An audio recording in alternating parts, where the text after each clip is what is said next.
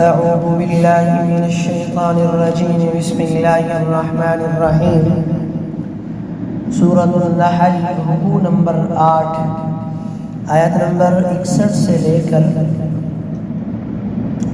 65 تک. وَلَوْ يُؤَاخِذُ اللَّهُ النَّاسَ بِظُلْمِهِمْ مَا تَرَكَ عَلَيْهَا مِنْ دَابَّةٍ وَلَكِنْ يُؤَخِّرُهُمْ إِلَى أَجَلٍ مُّسَمًّى فَإِذَا جَاءَ أَجَلُهُمْ لَا يَسْتَأْخِرُونَ سَاعَةً وَلَا يَسْتَقْدِمُونَ وَيَجْعَلُونَ لِلَّهِ مَا يَكْرَهُونَ وَتَصِفُ أَلْسِنَتُهُمُ الْكَذِبَ أَنَّ لَهُمُ الْحُسْنَى لا جرم أن لهم النار ما أنهم مفرطون تالله لقد أرسلنا إلى من قبلك فزين لهم الشيطان أعمالهم فهو وليهم اليوم ولهم عذاب أليم وما أنزلنا عليك الكتاب إلا لتبين لهم الذي اختلفوا فيه وهدى ورحمة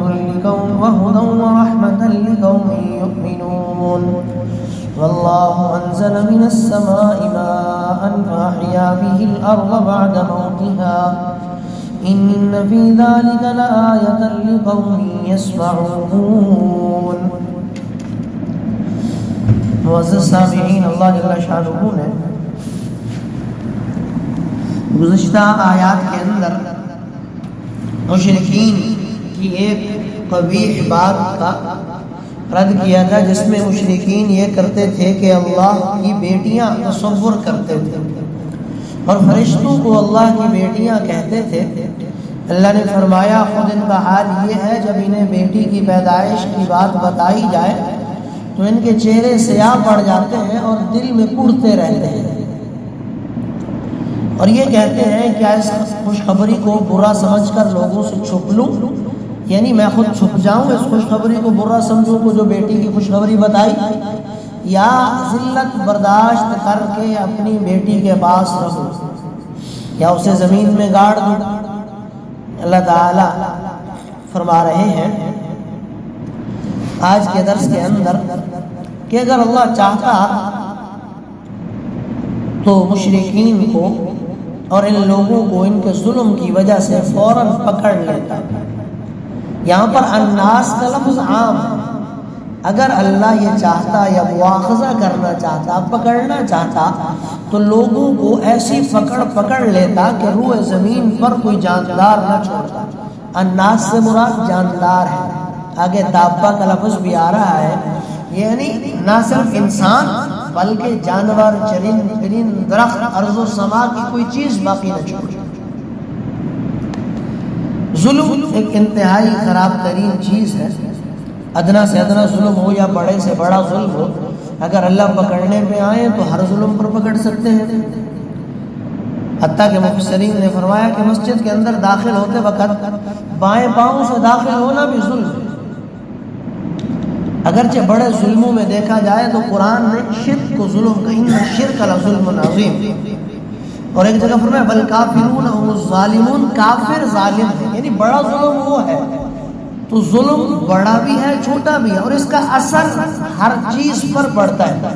ابو ہریرہ رضی اللہ تعالی عنہ کی روایت ہے، فرمایا کسی نے کہ کیا ظالم کا ظلم اس کی ذات پر رہتا ہے یا دوسروں پر بھی پڑتا ہے؟ آپ نے فرمایا ان الخبارۃ یموت حظلا من الظلم، یہاں تک کہ ایک بل میں پڑا ہوا مرغ، کیڑا، مکھی جو ہے وہ بھی ظلم کی وجہ سے مر جاتا ہے. یعنی ظلم کا اثر اس پر بھی پڑتا ہے. صرف یہ نہیں ہے کہ انسانوں پر ظلم پڑتا ہے تو اس کا اثر بھی انسانوں پر ہے، نہیں، بلکہ ظلم کا اثر جانوروں پر، کیڑوں مکوڑوں پر، درختوں پر، حشرات اور جمادات اور نباتات، ہر چیز پر ظلم کا اثر پڑتا ہے. اللہ تعالیٰ فرما رہے وَلَوْ يُؤَاخِذُ اللَّهُ النَّاسَ بِظُلْمِهِمْ مَا تَرَكَ عَلَيْهَا مِنْ دَابَّةٍ، اور اگر اللہ لوگوں کو ان کے ظلم کی وجہ سے فوراً اپنی پکڑ میں لے لیتا تو روئے زمین پر ما ترک علیہا من دابہ، روئے زمین پر کوئی جاندار باقی نہ چھوڑتا. ولیکن یؤخرہم الی اجل مسمی، لیکن وہ ان کو ایک معین وقت تک مہلت دیتا ہے۔ اللہ کا قانون ہے امہال اور تدریج کا، یہ مہلت دیتا ہے، ڈھیل دیتا ہے اللہ تعالیٰ۔ فَإِذَا جَاءَ أَجَلُهُمْ، پھر جب ان کا وقت معین آ جائے گا، لَا يَسْتَخِّرُونَ سَاعَةً وَلَا يَسْتَقْدِمُونَ، تو وہ گھڑی بھر بھی اس سے نہ آگے اور نہ پیچھے جا سکیں گے۔ وَيَجْعَلُونَ لِلَّهِ مَا يَكْرَهُونَ وَتَصِفُ أَلْسِنَتُهُمُ الْكَذِبَ أَنَّ لَهُمُ الْحُسْنَى، اور انہوں نے اللہ کے لیے وہ چیزیں گھڑ رکھی ہیں، وَيَجْعَلُونَ، اور انہوں نے بنا رکھی ہیں، گھڑ رکھی ہیں، للہ اللہ کے لیے، مَا يَكْرَهُونَ، وہ چیزیں جنہیں خود ناپسند کرتے ہیں، یعنی اللہ کے لیے بیٹیاں گھڑ رکھی ہیں اور خود بیٹیوں کو ناپسند کرتے ہیں۔ وَتَصِفُ أَلْسِنَتُهُمُ الْكَذِبَ، پھر بھی ان کی زبانیں اپنی جھوٹی تعریف کرتی رہتی ہیں، أَنَّ لَهُمُ الْحُسْنَى، کہ ساری کی ساری بھلائی انہی کے حصے میں ہے۔ لَا جَرَمَ أَنَّ لَهُمُ النَّارَ وَأَنَّهُمْ مُفْرَطُونَ، لازمی بات ہے کہ ایسے رویے کی وجہ سے ان کے حصے میں دوزخ تو ہے ہی ہے اور انہیں اسی میں پڑا رہنے دیا جائے گا۔ مشرکین کی یہ بھی غلطی تھی، وہ یہ کہتے تھے ان لہم الحسنى، ساری بھلائی ہماری ہے۔ اصل بات تو وہ کہتے تھے دنیا کی عیش و عشرت ہمارے لیے، دیکھو ہم نہ نماز پڑھتے ہیں نہ ذکر و اذکار کرتے ہیں، نہ تمہاری طرح کی پابندیاں سختیاں ہیں، عیش کی زندگی گزار رہے ہیں، اور مرنے کے بعد جب جسم گل سڑ جائیں گے کچھ بھی نہیں ہوگا تو ہمیں بھی کوئی تکلیف نہیں ہے۔ بالفرض والمحال اگر جیسا تم کہتے ہو کہ مرنے کے بعد ایک اور زندگی ہے، زندہ ہونا ہے، میدان محشر برپا ہوگا، قیامت ہوگی، تو پھر مسلمانوں سن لو وہاں بھی ہمارے لیے بھلائیاں ہیں۔ وجہ کیا ہے کہ ہم سرمایہ دار دولت والے ہیں، عزت و شہرت والے ہیں، یہاں بھی ہمیں مقام ملے گا وہاں بھی ملے گا۔ اللہ نے اس جملے کو ان کا فرمایا وَتَصِفُ أَلْسِنَتُهُمُ الْكَذِبَ، یہ ان کی زبان کی جھوٹی جھوٹی باتیں، جھوٹی جھوٹی تعریفیں ہیں جس میں وہ اپنے آپ کو تسلی دیتے ہیں۔ ہوگا کیا؟ لَا جَرَمَ أَنَّ لَهُمُ النَّارَ، لازمی بات یہ ہے کہ ان کے اس رویے کی وجہ سے ان کے حصے میں تو دوزخ ہے۔ وَأَنَّهُمْ مُفْرَطُونَ، اور انہیں اسی میں پڑا رہنے دیا جائے گا۔ مفرطون را کے زبر کے ساتھ اس میں مفعول کا صیغہ ہے اور را کے زیر کے ساتھ اس میں فاعل کا صیغہ۔ اگر اس میں فاعل کا صیغہ بنائے مفریطون پڑھے تو مطلب یہ ہوگا وہ لوگ زیادتی کرنے والے ہیں، اور پہلے معنی کے اعتبار سے مفرطون یعنی انہیں فراموش کر دیا جائے گا، بھلا دیا جائے گا۔ ایسے ناہنجار لوگ جو دنیا میں ظالم و فاسق ہوں گے، اللہ انہیں جہنم میں ڈال کے فراموش کر دیں گے، بھول جائیں گے کہ یہ کون لوگ۔ تاللہ لقد ارسلنا الى امم من قبلک، اے پیغمبر اللہ کی قسم تم سے پہلے جو امتیں گزری ہیں، ارسلنا ہم نے جو بھیجی ہیں، الى امم من قبلک تم سے پہلے جو امتیں بھیجی ہیں ہم نے ان کے پاس بھی نبی بھیجے تھے۔